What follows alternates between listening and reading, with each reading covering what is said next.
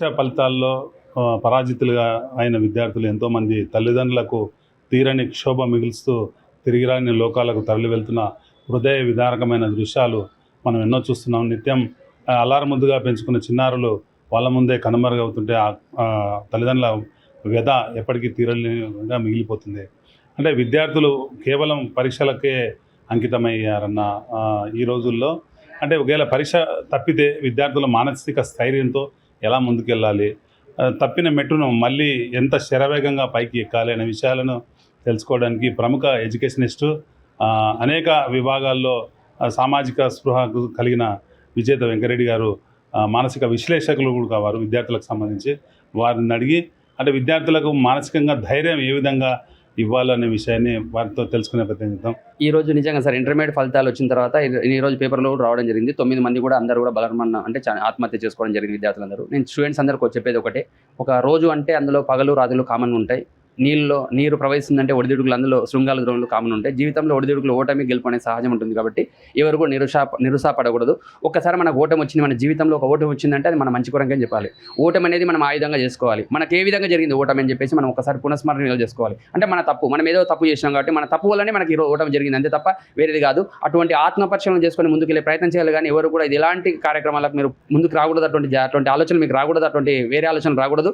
జీవితంలో Thomas Alva Edison గారు ఎన్నోసార్లు వేలైనా కూడా లాస్ట్ మనకి ఏం చేసినట్టే బల్బు కనుగొన్నాడు ఈరోజు థామస్ ఆల్వా ఎడిసన్ గారు. ఆ విధంగా మనం కూడా ఒక కంకణబద్దులై ఆత్మవిశ్వాసంతో ముందుకెళ్ళాలి. ఆత్మవిశ్వాసం తగ్గించుకోవద్దు.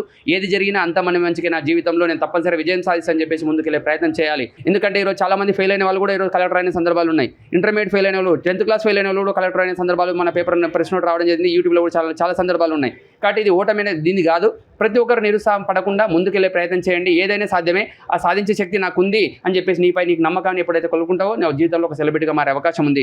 కాబట్టి దయచేసి ఒకటి గుర్తుపెట్టుకోండి, జీవితంలో ఏం జరిగినా అంతా మన మంచిగా అనుకునే ఉద్దేశం గుర్తుపెట్టుకోండి విద్యార్థులారా. అంటే ఒక చిన్న ఎగ్జాంపుల్ ఏంటంటే, ఒక తల్లి పిట్ట ఏం చేస్తుందంటే చిన్న పిల్లలు తీసుకెళ్ళి ఒక చెట్టు దగ్గరికి వెళ్తుంది. చెట్టు దగ్గరికి వెళ్ళి ఆ చెట్టుని అడుగుతుంది, నాకు ఈ గూడు కట్టుకోవడానికి అవకాశం ఏంటి, నాకు చిన్న పిల్లలు ఉన్నాయి, నాకు అవకాశం ఏంటి చెట్టు మీద కూర్చుంటా అంటే ఆ చెట్టు ఏం చేస్తుంటే అహంకారంతో నాకు అవకాశం నా చెట్టు మీద ఎవరికి ఇయ్యను, వెళ్ళండి బయటికి వెళ్ళని చెప్పేసి తిడుతుంది తల్లిపిట్టని. ఆ తల్లిపిట్ట పోయి వేరే పక్కల ఉన్న ఇంకో చెట్టుని అడుగుతుంది, నాకు అవకాశం ఏంటి, చిన్న ఉంటారు నా పిల్లలు, నా చిన్న పిల్లలు బాధపడుతుంటారు, నాకు అవకాశం ఏంటి గూడు కట్టుకోవడానికి అంటే అప్పుడు ఆ చెట్టు మీకంటే ఎక్కడన్నా తీసుకోండి అని చెప్పేసి అది స్వాగతం పలుకుతుంది. ఆ చెట్టు మీద ఇది గూడు కట్టుకొని ఆ చిన్న పిల్లలతో తల్లిపిల్ల కూడా ఆశ్రయం కల్పించుకుంటుంది అక్కడ. కొన్ని రోజుల తర్వాత వరదలు బీభత్సాలు, ఇక్కడ రకరకాల వరదలు బీభత్సాలు విపరీతమైన వస్తున్నాయి. ఆ వరద వచ్చిన తర్వాత అక్కడ ఈ చెట్టు మీద కూర్చున్న తల్లిపిట్ట చూస్తుంటుంది, ఎవరైతే ఏ చెట్టు అయితే ఇవ్వలేదో గూడు కట్టుకోవడానికి ఆ చెట్టు నీళ్ళలో కొట్టుకొని వరదలో కొట్టుకొని పోతుంటుంది చెట్టు. అంటే దాని యొక్క అంకం ముగిసిందని అట్లా ఆ విధంగా కొట్టుకొని పోతుంటుంది. అప్పుడు తల్లిపిట్ట అనుకుంటుంది, చూడండి జీవితంలో ఏం జరిగినా నా మంచికే. ఈరోజు ఒకవేళ ఆ చెట్టు మీద నాకు గూడు అవకాశం ఇచ్చింటే నాతో పాటు నా పిల్లలు కూడా చనిపోతుండే కదా ఈరోజు, అంటే నా వంశం మొత్తం నాశనం అవుతుండే కదా, ఈరోజు నా జరిగింది నా మంచికే అని చెప్పేసి ఆలోచన తల్లిపిట్టకు రావడం జరిగింది. కాబట్టి మన జీవితంలో కూడా ఈరోజు ఓటమి అయితే నా మంచికే అని చెప్పాలి. కాబట్టి ఎవరు కూడా నిరుత్సాహపడకూడదు. ఏం జరిగినా అంత నా మంచికే అని చెప్పేసి ఆలోచనతో పాజిటివ్ దృక్పథంతో ముందుకెళ్ళండి. నెగిటివ్ ఆలోచనలు రాద్దు.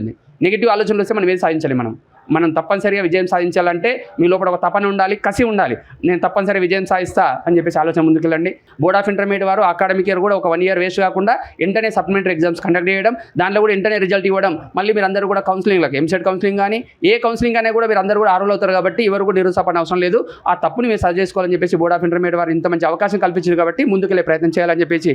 సార్ ఈరోజు సమాజంలో ఏమైందంటే తల్లిదండ్రులందరూ కూడా ఒక కంపారిజన్ స్టార్ట్ అయింది సార్, పోలిక స్టార్ట్ అయింది. నేను చెప్పేది ఒకటే సార్, తల్లిదండ్రులందరూ కూడా నా చిన్న రిక్వెస్ట్ ఏంటంటే పోలిక అనేది ఉండలే, కానీ పోలిక ఎట్లుండాలంటే మన జీవితం సంతోషపెట్టేట్టున్నారు సార్. పోలిక అనేది చాలామంది పోలుస్తుంటారు. ఏదో పెద్ద ఇప్పుడు ఎగ్జాంపుల్ నేను ముఖేష్ అంబానీ కొడుకుతో నేను పోల్చుకుంటాను, నేను కూడా ఆ స్థాయికి రావాలని, అది నేను రాలేను సార్. కానీ అటువంటి కంపారిజన్ పోల్చుకొని చేస్తుంటే మన పిల్లల్ని ఏం చేస్తున్నారంటే పెద్ద పెద్దలతో పోల్చి ఆ పిల్లల్ని ఒక డిసప్పాయింట్ ఆత్మవిశ్వాసం కోల్పోయి ఆ పిల్లల్ని నిరుత్సాహపరుస్తారు సార్. అది తల్లిదండ్రులు చేసే పెద్ద తప్పు అదే సార్. ఏమొచ్చినా పాజిటివ్ దృక్పథం, మంచి జరిగిందన్నా ఇంకో కొద్దిగా కష్టపడే ప్రయత్నం చేయండి, ఇంకో కొద్దిగా కష్టపడి చేయండి అని చెప్పేసి ఆ విధంగా ముందుకెళ్ళే ప్రయత్నం చేయండి సార్. ఒకవేళ పిల్లలకి మార్క్స్ తక్కువ వచ్చినా ఏం కాదన్నా పర్వాలేదు ముందుకెళ్ళే ప్రయత్నం చేయండి అని చెప్పేసి తల్లిదండ్రులు కూడా తిట్టకుండా పిల్లల్ని మంచి సానుభూతితో ఒక ప్రేమతో మాట్లాడి వాని యొక్క తప్పును తెలుసుకునేటట్లు. చాలామంది ఈరోజు మహబూబ్నగర్ టౌన్లో కూడా చాలామంది సైకాట్రిస్టులు ఉన్నారు, మనోవిజ్ఞాన శాస్త్ర నిపుణులు ఉన్నారు. ఒకసారి వాళ్ళ దగ్గర తీసుకెళ్ళడం, వాని పిల్లానికి ఏమి బాధలు ఉన్నాయి, అటువంటి సమస్యలను కూడా మనం తెలుసుకునే ప్రయత్నం చేద్దాం సార్. ఎందుకంటే పిల్లాడు తల్లిదండ్రుల దగ్గర చెప్పలేడు కొన్ని విషయాలు, కానీ బయట ఫ్రెండ్స్ దగ్గర చెప్పుకోవచ్చు కాబట్టి అటువంటి సమస్యను మానసిక సమస్యలను కూడా విద్యార్థులకు నివృత్తి చేసి ముందుకెళ్ళే ప్రయత్నం చేద్దామని చెప్పేసి నా యోచన ద్వారా తెలుస్తుంది సార్. ఇది వెంకటరెడ్డి గారి యొక్క ఒపీనియన్. వారు ప్రముఖ మానసిక విశ్లేషకులు, ప్రముఖ విద్యావేత్తగా కూడా వారు కొనసాగుతున్నారు.